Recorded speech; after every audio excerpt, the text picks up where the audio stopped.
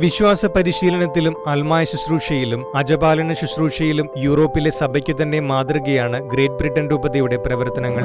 Great ബ്രിട്ടനിലേക്ക് വിവിധ ജോലികൾ തേടി കുടിയേറിയിട്ടുള്ള 70,000-ഓളം സഭാമക്കളുണ്ട്.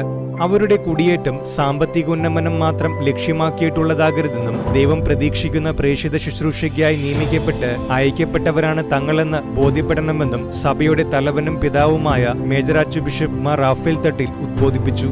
രൂപതയുടെ പ്രൗഢമായ വൈദിക സമിതിക്ക് ഈ നാടിന്റെ സംസ്കാരത്തിൽ വിശ്വാസ സമൂഹത്തെ പടുത്തുയർത്തുവാനും നയിക്കുവാനുമുള്ള കടമയുണ്ട്.